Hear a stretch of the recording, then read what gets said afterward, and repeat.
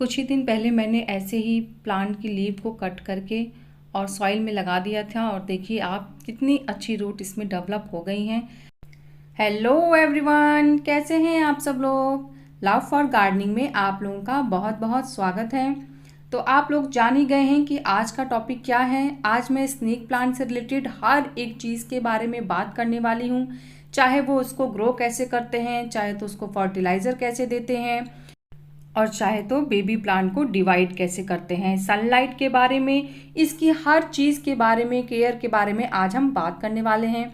तो जैसे कि आप लोग जानते ही हैं कि स्नेक प्लांट बहुत ही मतलब एनवायरनमेंट के लिए भी अच्छा होता है। जैसे कि ये हमारे घर में ऑक्सीजन लेवल को बढ़ा देता है, पर उसके लिए कम से कम 2 से 3 प्लांट आपके घर में होने चाहिए। और आप एक प्लांट ले आइए, उससे गिनती नहीं है, इतने प्लांट आप कर सकते हैं। तो इसके बारे में भी आगे हम वीडियो में बात करेंगे। सबसे पहले तो मैं आपको बताना चाहती हूँ कि ये एक इंडोर प्लांट है, तो आप इसे बहुत तेज़ सनलाइट में मत रखिएगा। क्योंकि इंडोर प्लांट है तो इसमें बहुत ज़्यादा केयर की भी ज़रूरत नहीं पड़ती है। बस हाँ, मैं आपसे एक चीज़ कहूँगी कि आप इसको ऐसी जगह पे रखिए जहाँ पे इसे ब्राइट लाइट मिले। डायरेक्ट सनलाइट की ज़रूरत नहीं है, पर ब्राइट लाइट मिलना बहुत ज़्यादा ज़रूरी है। और ये देखने में इतना खूबसूरत लगता है कि आपके घर की शोभा को चार चांद लगा देगा। आप देखिए, ये बहुत सारी वैरायटी में मिलता है। आपको अनकाउंटेबल वैरायटी मिल जाएगी इसकी नर्सरी में। तो जो भी आपको पसंद है आप ला सकते हैं। तो सबसे पहले मैं यहाँ पे रिपोर्टिंग की बात करती हूँ कि अगर आप इसको रिपोर्ट करना चाहते हैं तो उसके लिए हमें क्या चाहिए। तो मैंने यहाँ पे 50% गार्डन सॉइल ले ली है, 25% मैंने गोबर की खाद और 25% मैंने यहाँ पे बजरी डाल दी है, जो मोटे दाने वाली होती है। उसके बाद मैंने इसमें नीम की खली डाली है। ये सब जो मैं बता रही हूँ ये सिर्फ रिपोर्टिंग के लिए है। फर्टिलाइज़र क्या दिया जाता है इस प्लांट को, इसके बारे में मैं आगे वीडियो में आपसे बात करूँगी। इसके बाद जब मैंने नीम खली दी है, नीम खली के बाद मैंने इसमें बोन मील डाल दी है। तो बोन मील यहाँ हमारे प्लांट्स की रूट को डेवलप करने में बहुत ज़्यादा हेल्प करेगा, क्योंकि ये बेबी प्लांट्स प्रोड्यूस करता है रूट से ही। तो इसलिए बोन मील डालना थोड़ा सा ज़रूरी हो जाता है। सॉइल को अच्छे से मिक्स कर लीजिए और मिक्स करने के बाद अब हम अपने प्लांट को रिपोर्ट करेंगे। अगर आप कभी भी प्लांट को रिपोर्ट कर रहे हो तो आप शाम का टाइम चुनिएगा। शाम के टाइम पे रिपोर्टिंग करने से प्लांट को एडजस्ट होने में थोड़ा सा ज़्यादा टाइम नहीं लगता है और वो बहुत ही अच्छे से उसमें डेवलप भी करना स्टार्ट कर देता है। अब मैं आपको दिखा रही हूँ कि इसको देखिए, आप ये जो प्लांट है इसमें बहुत सारे बेबी प्लांट्स भी हैं। तो अगर आप चाहें तो इन्हें अलग कर सकते हैं, और अगर आप चाहें तो ऐसे ही किसी बड़े पॉट में लगा दीजिए। क्योंकि क्या होता है कि अभी ये और भी बेबी प्लांट्स निकालेगा। तो अगर आप इन्हें इस समय अलग कर देंगे तो फ्यूचर में आपको और भी बहुत सारे स्नेक प्लांट मिल जाएंगे। तो आप देख रहे हैं ना, ये बहुत ही अच्छा तरीका होता है स्नेक प्लांट को डेवलप करने का। आप एक बार लेके आएंगे ना, फिर आपको लाइफ में कभी प्लांट खरीदने की ज़रूरत नहीं पड़ेगी, बल्कि आप लोगों को बांट सकते हैं। इतना ज़्यादा प्लांट आपके घर में हो जाएगा। तो इसकी जितनी भी पुरानी लीव्स हैं जो सड़ी हुई हैं, उन सबको तोड़ के हटा दीजिए।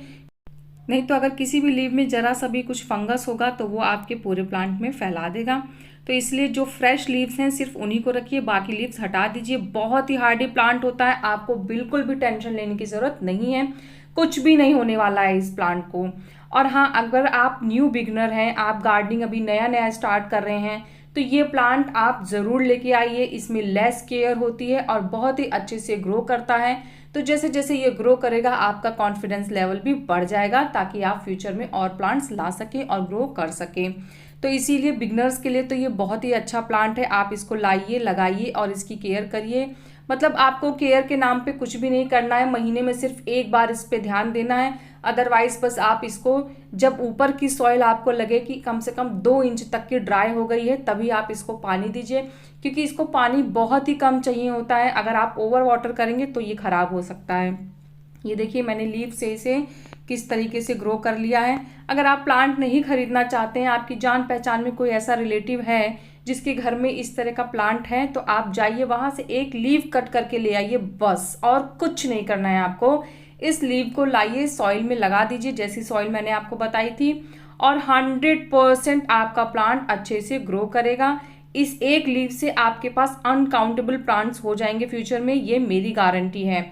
सॉइल आप देखिए कितनी भुरभुरी सी है, ऐसी ही सॉइल होनी चाहिए, तभी ये बेबी प्लांट्स को अच्छे से प्रोड्यूस कर पाएगा। क्योंकि सख्त मिट्टी होगी तो बेबी प्लांट्स को निकलने में, ग्रो करने में थोड़ी सी प्रॉब्लम हो सकती है। इसीलिए प्लांट की जो सॉइल है वो एकदम भुरभुरी सी और हल्की सॉफ्ट होनी चाहिए।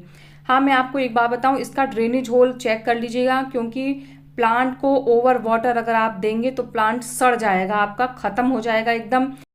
इसीलिए इसकी मिट्टी वेल ड्रेन होनी चाहिए, ताकि अगर हम बाई चांस गलती से एक्स्ट्रा पानी दे भी दें तो वो अपने आप ही निकल जाए और हमारे प्लांट को कुछ भी ना हो। आप देखिए, मैंने छोटे छोटे से पॉट में इन्हें शिफ्ट कर दिया है और कितने ही खूबसूरत ये लग रहे हैं। देखने में भी अच्छे लगते हैं, फ़ायदा भी बहुत पहुंचाते हैं और लेस मेंटेनेंस प्लांट हैं। अब मैं आपको दिखाती हूँ कि इसको फर्टिलाइज़र कौन सा देना है। ये देखिए, ये इसका एक और बेबी प्लांट है जिसको मुझे अलग करना है, पर मेरे पास पॉट नहीं है, इस वजह से मैंने इसे इसी में छोड़ रखा है। फ्यूचर में जब मेरा कोई पॉट खाली होगा तो मैं इसको भी दूसरे पॉट में शिफ्ट कर दूंगी। तो इसको फर्टिलाइज़र कैसे देना है, जो फर्टिलाइज़र मैं आपको बता रही हूँ वो सिर्फ महीने में एक बार देना है। मैं 2 फर्टिलाइज़र बताती हूँ, एक केमिकल फर्टिलाइज़र और एक ऑर्गेनिकल फर्टिलाइज़र। तो इन दोनों में से कोई भी एक देना है आपको, दोनों मत दीजिएगा। तो फर्टिलाइज़र देने से पहले प्लांट की गुड़ाई अच्छे से कर लीजिए।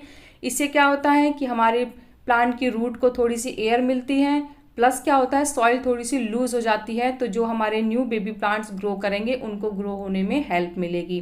तो सभी जितने भी सॉइल हैं उनको महीने में सिर्फ एक बार फर्टिलाइज़र देना है और गुड़ाई कर लेना है। गुड़ाई करने के बाद अब मैं फर्टिलाइज़र कौन सा दे रही हूँ, पहले मैं ऑर्गेनिकल फर्टिलाइज़र की बात कर रही हूँ, उसके बाद फिर मैं केमिकल फर्टिलाइज़र की बात करूँगी।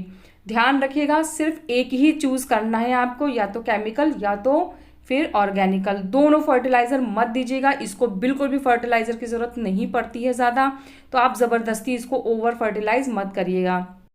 तो जो फर्टिलाइज़र मैं देने जा रही हूँ इस समय, ये देखिए, इसे कहते हैं वर्मी कंपोस्ट। और यहाँ पे आप वर्मी कंपोस्ट के साथ साथ अगर आप गोबर की खाद देना चाहते हैं तो हाफ गोबर की खाद हाफ वर्मी कंपोस्ट कर सकते हैं, या फिर खाली गोबर की खाद और खाली वर्मी कंपोस्ट भी दे सकते हैं।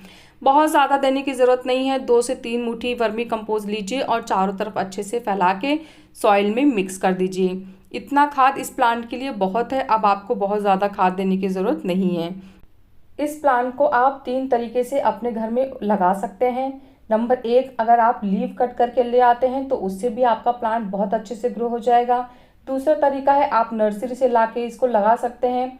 और तीसरा तरीका है कि अगर इसमें बेबी प्लांट्स हो रहे हैं तो कोई भी एक छोटा सा बेबी प्लांट्स आप किसी कहीं से ले आइए और उस छोटे से बेबी प्लांट से भी आप अनकाउंटेबल स्नेक प्लांट प्रोड्यूस कर सकते हैं। चलिए अब केमिकल फर्टिलाइज़र की बात कर लेते हैं। तो केमिकल फर्टिलाइज़र में ये जो आप देख रहे हैं ये NPK है और ये 19-19-19 है। तो हमें कैसे यूज़ करना है, मैंने 1/4 स्पून NPK लिया है। इसको हम 1 लीटर पानी में डाल के मिक्स करेंगे और अपने प्लांट को दे देंगे। मैं फिर आपको बता रही हूँ कि यूज़ आपको सिर्फ एक ही करना है, या तो केमिकल फर्टिलाइज़र या तो फिर ऑर्गेनिकल फर्टिलाइज़र। दोनों फर्टिलाइज़र एक साथ मत दीजिएगा, प्लांट को नुकसान भी पहुँच सकता है। फिर जब भी आप कोई भी खाद अपने प्लांट को दें उसके बाद प्लांट को पानी देना ना भूलें। मैंने वर्मी कंपोस्ट डाला था प्लांट में और अब मैंने अपने प्लांट को पानी दे दिया है अच्छे से। इस प्लांट को आप ऐसी जगह पे रखिएगा जहाँ पे भले डायरेक्ट सनलाइट ना आती हो, लेकिन ब्राइट लाइट का होना बहुत ज़्यादा ज़रूरी है। अगर आप इसे ब्राइट लाइट नहीं देंगे तो इसकी ग्रोथ में प्रॉब्लम आ सकती है, और अगर आप डायरेक्ट सनलाइट में रख देंगे तो इसकी लीव्स बर्न होना स्टार्ट हो जाएंगी और प्लांट की ग्रोथ भी रुक जाएगी। तो इन कुछ ही बातों का अगर आप ध्यान रखेंगे तो ये प्लांट आपके घर में हमेशा हमेशा के लिए चलता रहेगा।